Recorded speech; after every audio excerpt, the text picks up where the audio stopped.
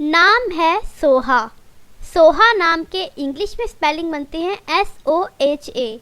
Jeans है लड़की।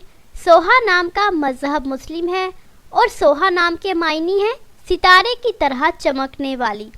सोहा नाम की तफसील है सोहा अली और सोहा खान। सोहा नाम का शुमार लड़कियों के नामों में होता है। सोहा नाम के मायने हैं सितारे की तरह रोशन और सोहा नाम में 4 हरूफ हैं और ये एक लफ्ज़ है।